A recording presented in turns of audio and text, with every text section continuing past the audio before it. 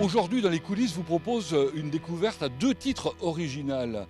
La première, c'est que c'est la SAFER que nous allons visiter, une entreprise ou un organisme. Vous le saurez dans un instant. Puis la deuxième, c'est que cet organisme, il pose un certain nombre de questions. J'aperçois là-bas le président et le directeur. J'ai l'impression que je vais vous déranger. Veuillez m'excuser, messieurs, qui étaient en train de regarder le chantier, visiblement. Bonjour. Merci de nous accueillir pour cette découverte de la SAFER. Monsieur le directeur, monsieur le président.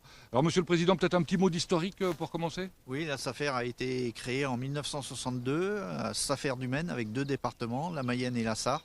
Et en 85, 2 autres départements sont venus rejoindre la Loire-Atlantique et le Maine-et-Loire. Et ça s'appelait la SAFER Maine-Océan. Et depuis, ça a changé encore ? Oui, 2018, la Vendée est revenue avec la SAFER, Pays de la Loire. Tout simplement.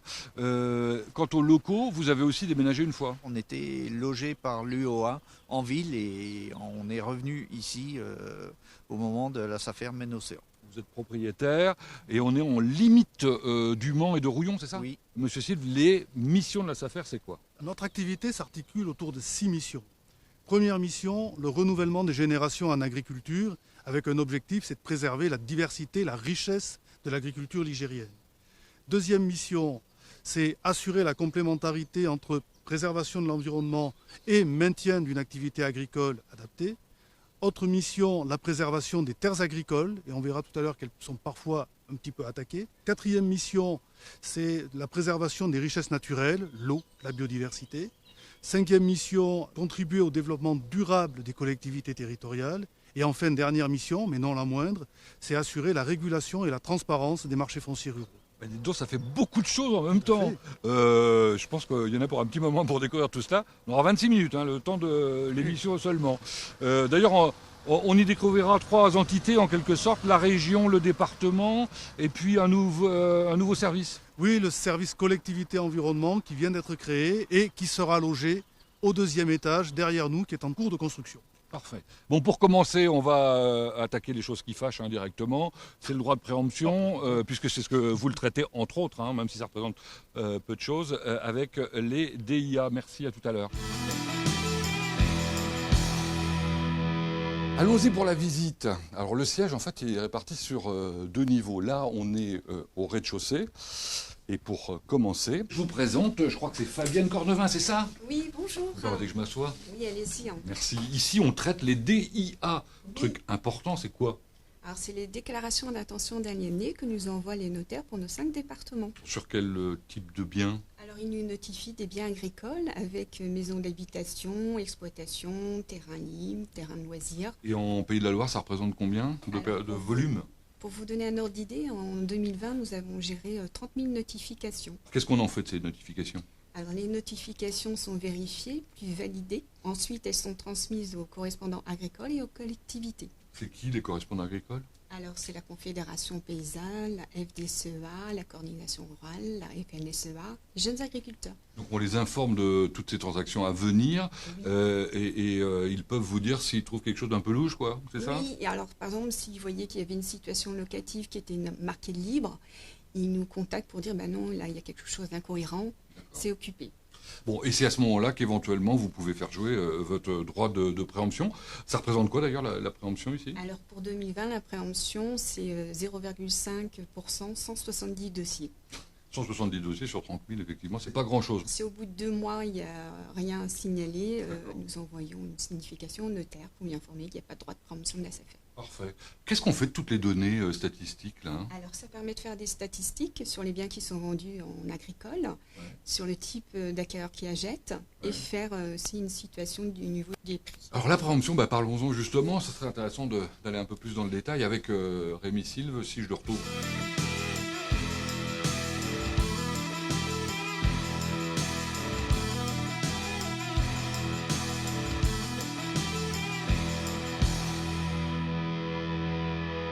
En fait, c'était tout simple.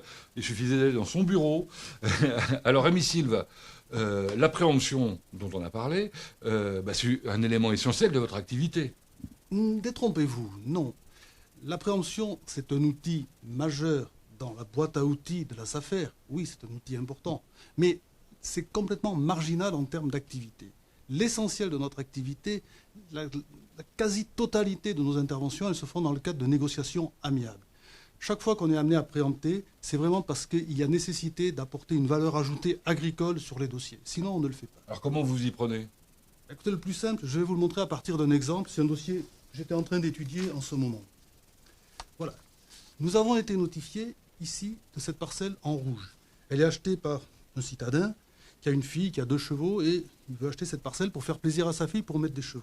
Par contre, nous avons ici l'agriculteur, qui est ici, Qui a les parcelles autour. qui a les parcelles en bleu tout autour. Son siège d'exploitation est là. Lui, cette parcelle-là, pour l'équilibre économique de son exploitation, elle est indispensable. S'il ne l'a pas, il ne peut pas sortir ses animaux, il ne peut pas rejoindre ces 2 parcelles-là. Donc oui, nous allons instruire un dossier de préemption là-dessus. Alors, il faut savoir aussi que pour éviter toute dérive, tout abus dans le droit de préemption, c'est un droit qui est strictement encadré, strictement contrôlé, à la fois, bien sûr, par le Code rural, par le contrôle du comité technique, vous en parlerez tout à l'heure, et également par le contrôle de l'État à travers nos commissaires du gouvernement. Bon. Donc, la préemption, c'est très marginal dans notre activité. C'est bien compris. Alors on va découvrir l'essentiel de votre activité. Allons voir où se trouve le service départemental. Avec plaisir.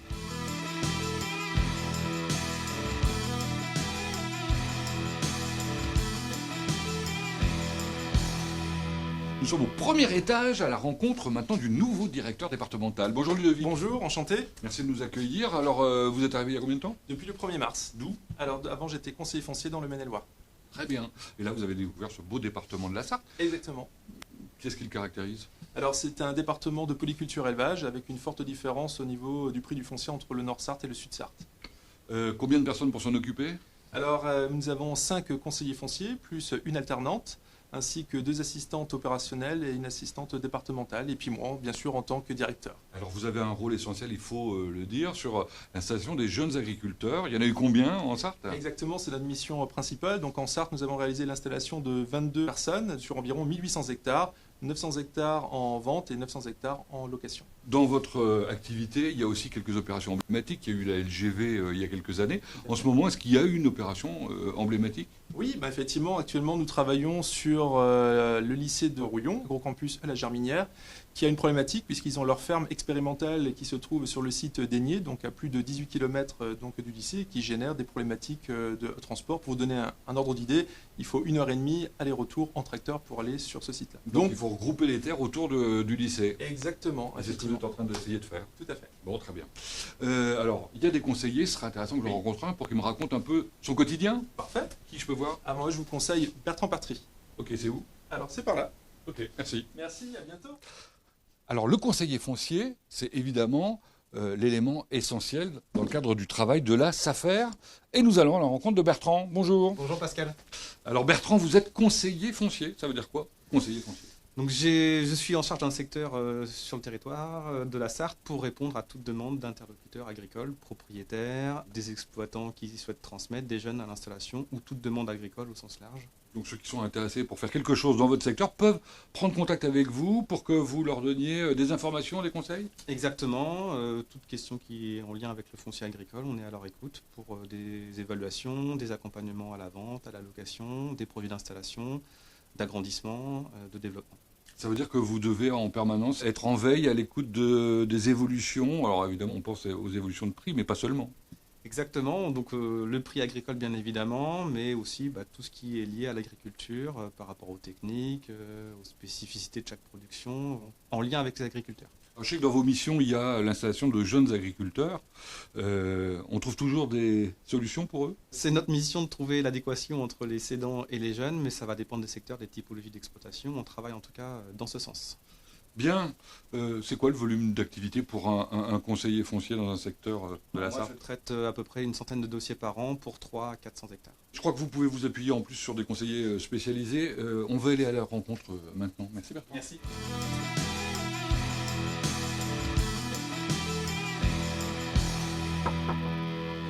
On m'a dit qu'il y avait une réunion visio dans la salle qui est réservée à cet effet. Je vois effectivement qu'il y a des grands écrans.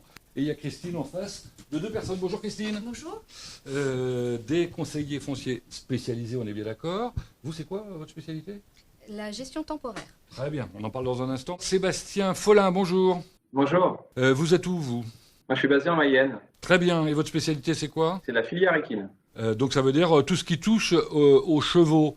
Et alors pourquoi il faut un conseiller foncier spécialisé en cheval? Pour l'estimation des installations, des infrastructures qui restent très spécifiques et qui puissent, c'est des transmissions qui ont plus une approche de filière que de secteur. Alors c'est valable en Mayenne, mais pas seulement. J'imagine que vous couvrez les autres départements. Est-ce qu'il y a aussi de l'activité là? Oui, il y a aussi beaucoup d'activités en Maine-et-Loire et Sarthe, sachant qu'il y en a un peu quand même dans tous les départements. Il y a beaucoup de transactions dans la filière équine? Ouais, c'est variable, mais sur chaque département, il y a bien entre 5 et 10 projets professionnels par an par département, je dirais. Alors du côté de Candice, qui est, je crois, à Angers, on parle de quel domaine? Alors, je gère des transmissions viticoles pour ma part.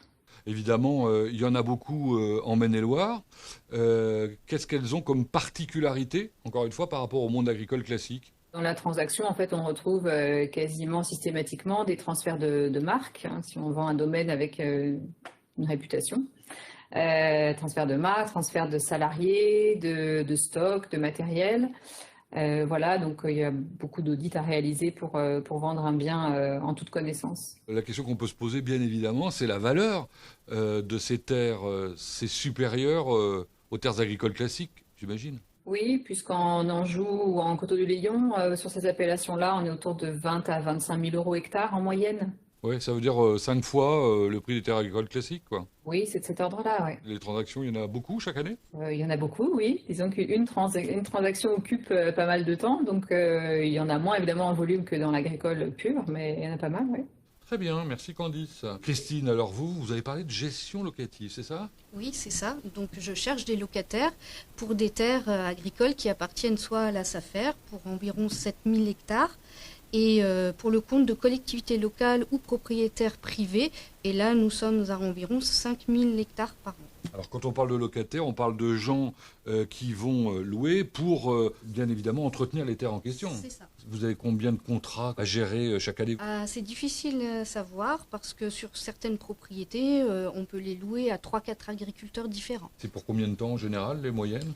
Alors ça dépend, en règle générale, il y a des projets qui peuvent durer 5 à 10 ans, ça dépend des collectivités. Vous n'avez jamais de difficulté pour en trouver? Ah non, au contraire, il y a parfois de la concurrence. D'accord. Ben ça, c'est intéressant.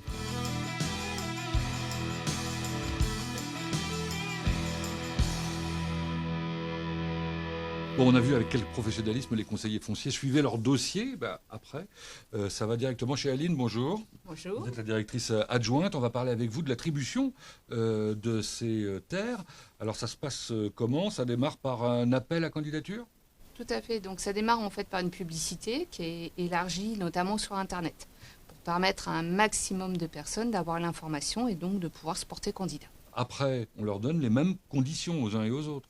C'est ça. En fait, les conditions de reprise sont identiques, à la fois le prix, mais aussi par exemple la date où on doit reprendre les terres. Le dossier est de nouveau suivi par le conseiller foncier qui les accompagne? Oui. Alors c'est toujours la pièce maîtresse, hein. Le conseiller foncier il suit toujours le dossier du début à la fin et c'est aussi la partie humaine, on va dire, et la relation humaine qui existe entre le candidat et la SAFER.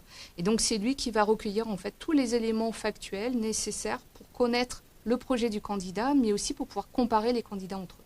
Bon, et qui va présenter donc le dossier au comité technique. Vous nous avez préparé un exemple là. Il n'est pas simple, mais ils sont rarement simples de toute façon. Ils sont rarement simples, tout à fait, mais c'est ce qui fait que le métier est passionnant justement. Donc là, je vais vous montrer vite fait 25 hectares de foncier à transmettre que vous voyez en rouge sur le plan. Suite à la publicité, 3 candidats, cas assez classique. Premier candidat qui est en violet ici, qui est déjà un éleveur, il a une exploitation, mais une exploitation qui est contiguë en fait aux parcelles à reprendre, avec en plus des bâtiments ici. Donc ces terres l'intéressent particulièrement parce que les vaches pourront aller pâturer directement depuis les bâtiments. Deuxième candidat, en jaune ici, c'est un jeune qui souhaite s'installer, on en a besoin, il faut renouveler les générations, il souhaite s'installer en société avec ses parents. Donc ramener le foncier qui est ici au sein de la société là. Troisième candidat qui est en vert ici. Vous voyez qu'il y a 2 îlots. L'îlot ici est collé à l'urbanisation. Et justement. Risque d'être mangé par l'urbanisation. Et voilà, il va perdre une grosse surface ici.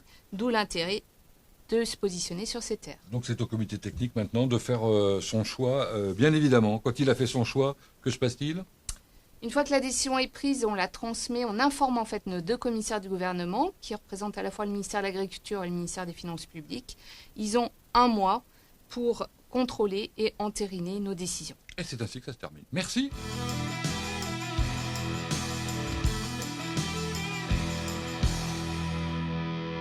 L'outil qui sert directement cette éthique des rétrocessions dont on vient de parler avec Aline, eh bien, c'est le comité technique dont voici le président sartois. Bonjour Didier Boutier. Bonjour. Vous êtes président du comité depuis combien de temps ? Depuis 2017. Combien de personnes participent à ce comité technique ? Une bonne quinzaine de personnes, avec les représentants d'un peu toute la profession, les OPA, les différents syndicats, les représentants des filières, notamment Equine, qui permettent aussi de travailler sur ces dossiers-là. Vous vous réunissez souvent ? À peu près une fois tous les 1 mois et demi, 9 fois par an. Il y a des cas qui sont faciles, j'imagine. Et puis il y en a d'autres qui sont beaucoup plus complexes. Celui qu'on vient de voir là, comment on l'aborde ? Il va falloir travailler, voir, faire le tour de tout ce qui donne des pistes de décision. Dire, voilà, le jeune, quel âge il a ? Est-ce que le voisin qui est en bordure de parcelle, il a vraiment besoin de ces surfaces-là ? L'autre agriculteur qui est un peu plus éloigné, qui va perdre du foncier sur la limite de la commune, il mérite aussi qu'on se penche sur son dossier. Éventuellement, vous pouvez demander des compléments d'études ? Généralement, on essaye de prendre une décision. Il y a des délais malgré tout à respecter, donc on ne recule pas de 6 mois. Mais oui, on peut reculer d'un comité s'il y a nécessité d'approfondir l'étude du dossier. Bon, en tout cas, à chaque fois, vous trouvez une solution ? On trouve une solution.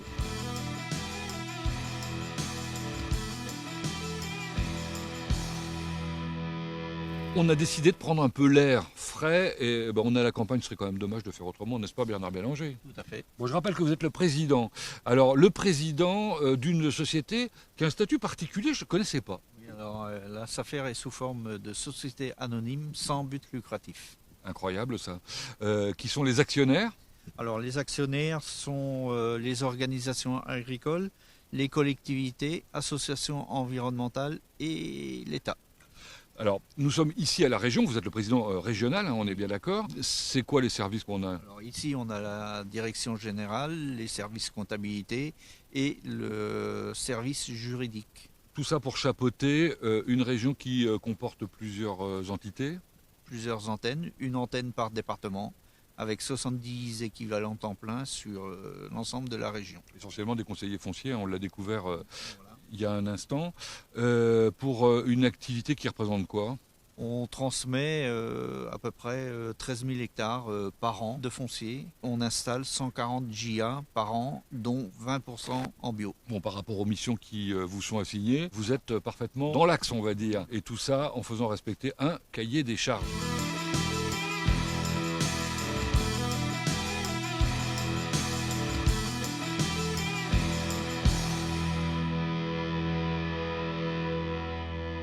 Découvrons maintenant ce qu'est le cahier des charges proposé ou imposé par la SAFER avec Christophe Brunet. Bonjour. Bonjour Pascal. Vous êtes conseiller foncier. Alors ce cahier des charges, il s'impose à tous les acquéreurs de la SAFER. De quoi s'agit-il ? Alors c'est un engagement que prennent tous les acquéreurs de la SAFER qui vise à maintenir la destination agricole ou forestière des biens, qui vise également à favoriser la préservation de l'environnement et également à favoriser le développement durable des territoires. Alors c'est un cahier des charges qui est élaboré notamment par le comité technique ? Chaque acquéreur voit ce cahier des charges adapté en fonction du projet. Il y a une motivation spécifique à l'attribution qui est indiquée dans ce cahier des charges. Par exemple, on peut imposer que ce soit de l'agriculture biologique ? On peut effectivement, dans certains cas, notamment si les dossiers étaient déjà en agriculture biologique, imposer le fait qu'ils soient maintenus dans ce système de production. Ce cahier des charges, il doit être appliqué pendant combien de temps ? Alors il s'applique pendant une période minimale de 10 ans, qui peut être portée à 30 ans. La question qu'on peut se poser évidemment, sur la durée, est-ce qu'éventuellement on peut le faire évoluer ? Il peut être demandé ce qu'on appelle une dérogation au cahier des charges, qui va être à ce moment-là étudiée par le comité technique de la SAFER. Ultime question, j'allais dire, si on ne respecte pas le cahier des charges. Alors on peut aller jusqu'à la résolution de la vente, l'annulation de la vente. Bon, fort heureusement, ça reste exceptionnel. Merci pour cette explication. Dernier service à découvrir, et pas des moindres. Vous allez comprendre ce qu'on fait avec les DIA dont on a parlé tout à l'heure, grâce à Frédéric Verne. Bonjour. Bonjour, enchanté. Alors Frédéric, vous êtes le cartographe, on peut dire? Exactement, cartographe, chargé d'études au sein de la SAFER. Voilà, et quand je parlais des DIA, en fait, vous prenez toutes les informations qui arrivent, qui sont énormes et nombreuses, et vous les retranscrivez en carte. Exactement, notamment, alors il y a à la fois un volet de surveillance pour les collectivités, portail Vigifoncier, qui existe depuis une dizaine d'années, et également toutes ces statistiques, on les retranscrit par des études annuelles d'évolution des marchés fonciers qui sont notifiés à la SAFER. Alors ces cartes que vous créez, elles contiennent plusieurs couches en quelque sorte d'informations. Une sorte de millefeuille en quelque sorte qui est dématérialisée, soit sur un des logiciels Monopost, soit sous forme de web SIG, de l'échelle parcellaire, exploitant agricole, urbanisme, zonage environnementaux. Toutes ces informations sont condensées, on peut accéder à une information très rapidement. En termes de quantité, ça représente quoi? Plus de 5 millions de parcelles, nos bases, près de 800 000 îlots exploitants, 1 million de projets de vente qui sont enregistrés dans nos données. Alors on comprend évidemment que c'est utile immédiatement pour les conseillers fonciers. Une partie de mon travail, c'est en interne justement d'apporter cette information au profit de mes collègues conseillers dans la gestion quotidienne de leur dossier, d'avoir un accès à tous les enjeux liés à une opération foncière, que ce soit environnemental, urbanistique, identifier les exploitants impactés par un projet, les propriétaires, etc. Vous avez évoqué les collectivités tout à l'heure, et vous travaillez aussi au profit des collectivités. Complètement, on a évoqué le portail Vigifoncier, mais aussi de multiples études. La plus récente et la plus conséquente, c'est le syndicat d'eau Vendéo en Vendée, qui nous a mandaté pour une étude sur l'estimation des valeurs vénales dans leur périmètre de captage.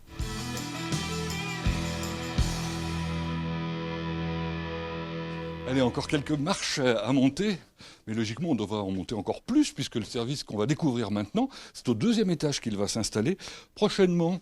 Bonjour Cyril. Bonjour Pascal. Alors, Cyril et Aline, vous êtes responsables de ce nouveau pôle environnement collectivité qui s'installe actuellement à la région. De quoi s'agit-il? Il s'agit d'un service régional, effectivement, qui vient au service des autres services départementaux dans le cadre des relations qu'ils peuvent avoir avec des collectivités locales et des besoins qu'ils peuvent avoir aussi. Alors ces besoins, si j'ai bien compris, puisque l'intitulé c'est environnement collectivité, c'est d'abord et avant tout en matière d'environnement? C'est les deux à la fois, puisque les compétences des collectivités sont fortement élargies ces dernières années.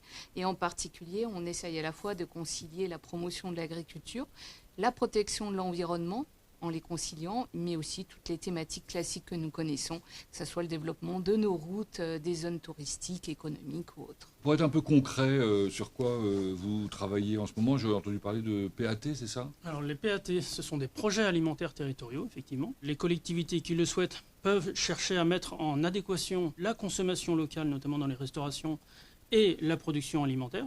Et c'est pour ça que nous, l'appui qu'on peut apporter, c'est notamment de faciliter l'accès aux fonciers pour des agriculteurs locaux qui viennent approvisionner les points de restauration locaux. Ça passe par une analyse du marché, voir ce qui est possible. Où est-ce que ça pourrait se faire en fonction de la qualité des terres aussi, parce qu'on ne peut pas faire tout n'importe où.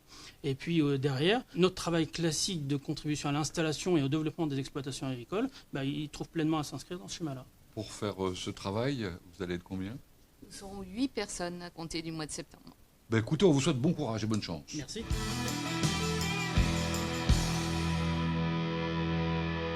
Ce sont des coulisses atypiques qui vous ont été proposées aujourd'hui avec un début étonnant, une fin aussi en plein air, c'est plutôt sympathique, non? Avec Rémi Silve, sympathique comme l'accueil extraordinaire qu'on a eu, clairement. Merci beaucoup. Merci à vous de nous avoir permis de nous exprimer. Et puis, oui, nous avons la chance d'avoir du personnel très motivé à la SAFER. Et moi, je voudrais aussi associer dans tout cet ensemble-là, toutes les assistantes. Vous ne les avez pas vues aujourd'hui, mais elles font un travail de l'ombre qui est remarquable et qui est indispensable pour qu'on puisse conduire nos missions à bon port. Pour la SAFER, quels sont les enjeux majeurs de la régulation foncière? Parce que vous avez bien regardé notre bâtiment derrière. Vous avez vu une chose, c'est qu'il n'y a pas d'usine. On ne fabrique pas du foncier. Du foncier, on n'en fabrique plus. Le foncier, on en a un stock. Ce stock, il est fini, il est non renouvelable. Et ce stock, il faut qu'il réponde à des enjeux qui sont multiples et qui sont croissants. Croissant pourquoi? Déjà, il y a de plus en plus d'habitants sur la planète et en France. Donc, le besoin est de plus en plus fort. Ensuite, les besoins en foncier, les enjeux autour du foncier sont multiples. C'est un enjeu en termes de production agricole, d'alimentation, donc de souveraineté alimentaire. C'est un enjeu parce que le foncier, c'est le support de la biodiversité, c'est le support des ressources en eau, mais c'est aussi le support de tout le développement du territoire, du développement urbain, du développement les activités économiques. Et c'est également l'enjeu en matière de toutes les activités de loisirs, les parcs de loisirs, les terrains de sport, etc. Et cela nécessite une régulation? Oui, puisque comme c'est un stock fini, qui n'est non renouvelable, s'il n'y a pas de régulation de ce foncier, c'est obligatoirement la loi du plus fort qui l'emporte. La loi du plus fort, c'est la loi de celui qui a le plus d'argent.